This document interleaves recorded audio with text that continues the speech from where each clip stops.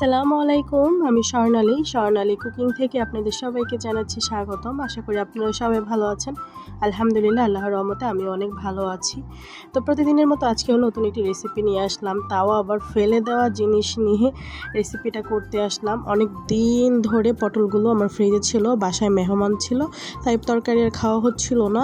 তো পটলগুলো প্রায় একদম শুকিয়ে গিয়েছিল, প্রায় কিছু বলতে গেলে মানে ফেলে দেওয়ার অবস্থায় হয়ে গিয়েছিল। তো ভাবলাম ফেলে দিব এত দামি তরকারি, ফেলে না দিয়ে কী করে ভর্তা করে ফেলি। তো দেখেন আজকে আমি কীভাবে পটলের ভর্তা করলাম। পটলের ভর্তাও কম বেশি অনেকে অনেক ধরনভাবেই খায়, বাট আজকে আমি অন্যরকমভাবেই আপনাদের সামনে প্রেজেন্ট করব। তো দেখেন প্রথমেই কিন্তু আমি পটলগুলো সিদ্ধ করে নিয়েছি, প্রায় একদম ভালো করে সিদ্ধ করে নিয়েছি। সিদ্ধ করার পর আমি একটি ঝাঁকিতে পানিগুলো সরে যাওয়ার জন্য একটি স্ট্যান্ডে রেখে দিই। পানি ঝরার পর তারপর আমি ব্লেন্ডার করে নিই। দেখতেই পাচ্ছেন একদম ভালো করে ব্লেন্ডার করবেন। আর যদি ভালো লাগে তাহলে অবশ্যই একটা আলু দিবেন সাথে। আমি আলু দিইনি, আলু দিলে অনেক ভালো লাগবে। আর আলুর সাথে আরেকটা মাছ দিলে তো আরও অনেক ভালো লাগবে। তো আমি মাছ আর আলু মানে দিব করে আর দেওয়া হয় নাই, বাট এভাবেও আপনারা করতে পারেন, একদম সিম্পলভাবেও করতে পারেন। তো আমি ব্লেন্ডার করার পর প্রথমেই চুলায় একটি কড়াইয়া বসাই দিই। তারপর এখানে আমি পরিমাণ মতো তেল দিয়ে দিই। তারপর এখানে আমি পেঁয়াজ দিয়ে দিই পুরো এক মুঠোর মতো। এখানে পেঁয়াজটা একটু বেশি লাগবে, আপনারা যত পেঁয়াজ দিবেন ততই ভালো হবে। পেঁয়াজটা বেশি করে দিলে আরও ভালো হয়। পেঁয়াজটা যখন দেখবেন একটু হালকা ব্রাউন হয়ে গিয়েছে, আমি পেঁয়াজটা দিয়ে কিন্তু সামান্য একটু লবণ দিয়ে দিয়েছি, আপনারা কিন্তু দেখতেই পেরেছেন। তারপর যখন হালকা একটু ব্রাউন হয়ে যাবে বা হালকা একটু ভাজা হয়ে যাবে, তখন আপনারা সামান্য পরিমাণের হলুদ দিয়ে দিবেন। হলুদ দিলে হয় কি কালারটা অনেক সুন্দর আসবে, তাই হলুদ দিতে বলছি। আর হলুদটা আপনারা অপশনাল, পরে দিলেও চলবে। অপশনাল বলতে গেলে এটা এখন না দিলে পরেও দিতে হবে, তাই আমি এখনই দিয়ে দিলাম। তারপর হলুদটা দিয়ে হালকা একটু নেড়ে চেড়ে আমি এখানে মরিচের গুঁড়াও দিয়ে দিয়েছি 1 চামচের মতো। আপনারা চাইলে এখানে কাঁচামরিচ ইউজ করতে পারেন, বাট আমাদের বাসায় কাঁচামরিচ ছিল না, তাই আমি কাঁচামরিচ এখানে দিতে পারি নাই। আমি মূলত ঝাল মরিচটাই এখানে ইউজ করেছি বা গোড়া মরিচটা ইউজ করেছি। তারপর এখানে আমি কারি পাউডার দিয়ে দিয়েছি, অল্প একটু পরিমাণে কারি পাউডার দিয়ে দিয়েছি। তারপর আমি আদা গুঁড়া দিয়ে দিয়েছি এখানে, তারপর জিরা গুঁড়া একটু দিয়েছি। সব মশলাই অল্প অল্প করে দিয়ে দিবেন। আমি যেহেতু এখানে বেশি পটল ইউজ করি নেই, তাই অল্প অল্প করে সব দিয়ে নিচ্ছি। জিরা গুঁড়া, ধনিয়া গুঁড়া সব কিছু ভালো করে মিক্স করে আমি একবারে কষায় নেব। দেখতেই পারছেন মশলাটা কিন্তু আমার প্রায় কষানো হয়ে গিয়েছে, উপরে তেল উঠে এসেছে প্রায়। এই পর্যায়ে আপনারা চাইলে কিন্তু যে ব্লেন্ডার করে রাখা পটলগুলো দিয়ে দিতে পারেন, বাট আমি এরকম করিনি। মশলাটা যেহেতু আমি ভালো করে কষাবো, তাই সামান্য একটু পরিমাণে পানি দিয়ে আবারও আমি ভালো করে কষিয়ে নিব। দেখতেই পাচ্ছেন অল্প একটু পরিমাণে পানি দিয়েছি আমি এখানে।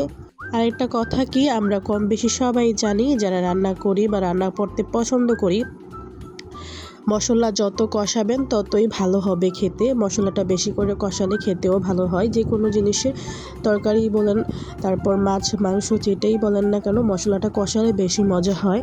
দেখতেই পাচ্ছেন মশলাটা কিন্তু আমার কষানো হয়ে গিয়েছে। উপরে দেখেন কত সুন্দর তেলও উঠে গিয়েছে, মশলা আলাদা হয়ে গিয়েছে, তেলটাও আলাদা হয়ে গিয়েছে। এই পর্যায়ে আমি এখানে বেটে রাখা যে পটলগুলো বা ব্লেন্ডার করে রাখা যে পটলগুলো, এগুলো ভালো করে দিয়ে দিব ব্লেন্ডার জার থেকে। দেখেন কতটা পাতলা। তো এটা আমি একদম ভালো করে জাল দিতে একদম শক্ত করে ফেলবো। তো আপনারা যারা ভিডিওটা দেখতে এই পর্যন্ত চলে আসছেন, যদি আমার ভিডিওটা আপনাদের কাছে সামান্য পরিমাণ হলেও ভালো লেগে থাকে, প্লিজ আপনাদের সবার কাছে আমার রিকোয়েস্ট, একটা লাইক দিয়ে অবশ্যই কমেন্ট রেখে যাবেন। আমি আপনাদের পেজ থেকে ইনশাল্লাহ ঘুরে আসবো। আর আপনারা যারা আমার ইউটিউব চ্যানেলে নতুন, আজকে অবশ্যই আপনারা আমার ইউটিউব চ্যানেলটা সাবস্ক্রাইব করে নিতে পারেন। এরকম নিত্য নতুন অনেক সুন্দর রেসিপি ভিডিও পাবেন ইনশাল্লাহ। তো আমি মূলত 3 দিন পর ভিডিও আপলোড দিই, বাট শরীর অসুস্থতার কারণে আমি ভিডিও আপলোড দিতে পারি নাই, তাই আজকে ভিডিওটা আপলোড দিচ্ছি। ভালো লাগলে অবশ্যই ভিডিওটা আপনাদের বন্ধু-বান্ধবের কাছে শেয়ার করে দিবেন, বা যার কাছে এভাবে রান্না করে খেতে চাচ্ছেন ভর্তার রেসিপি, অবশ্যই তাকে পাঠিয়ে দিবেন। আর আপনারা এখানে যদি কাঁচামরিচটা ইউজ করেন তাহলে অনেক ভালো হয়। আমি বললামই তো আমার বাসায় কাঁচামরিচ ছিল না, তাই আমি এখানে দিতে পারিনি। আর যারা এই পর্যন্ত ভিডিওটা দেখেছেন, প্লিজ আপনারা একটা লাইক দিয়ে দিবেন। আপনাদের একটি লাইকই পারে আমাকে আরও অন্যান্য বন্ধুদের কাছে পৌঁছে দিতে। আপনাদের একটি লাইকই আমাকে আরও অনেক উৎসাহী করে ভিডিও বানানোর জন্য।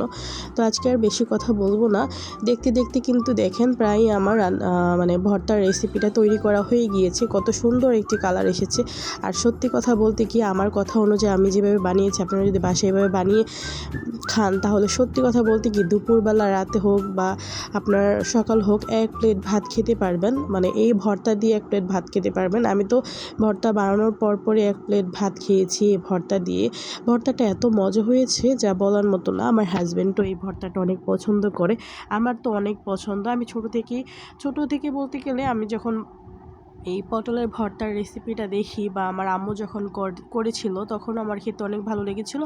আর আমি যখন মাঝে মধ্যে এই রেসিপিটা করি, এই ভর্তাটা করি, আমি বেশিরভাগই পটলের মানে ছিলকা দিয়ে এই ভর্তাটা করা হয়। বাট পটলের ওরকম পটল দিয়ে কখনো আমার করা হয়নি। এই ফার্স্ট আমি পটল এবং পটলের ছিলকা সহকারে পটলের ভর্তাটা করেছি। সত্যি বলতে অনেক ভালো লেগেছে আমার। দেখতেই পাচ্ছেন কি সুন্দর কালার হয়েছে। আর সত্যি বলতে আমি এক প্লেট ভাত খেয়েছি। আমি বিশেষ করে রাতে করেছিলাম এই ভর্তার রেসিপিটা, অনেক মজা হয়েছিল। তো আর বেশি কথা বলবো না, আপনারা অবশ্যই ট্রাই করে দেখবেন। আমার মুখের কথা না বিশেষ করে ট্রাই করে দেখতে পারেন। আমি যেভাবে রান্না করেছি সত্যি আপনারা স্যাটিসফাই হবেন, খেয়ে অনেক ভালো লাগবে। তো আজকের মতো এখানেই বিদায় নিচ্ছি। সবাই ভালো থাকবেন, সুস্থ থাকবেন। আল্লাহ হাফেজ, আসসালামু আলাইকুম। Thanks for watching my video.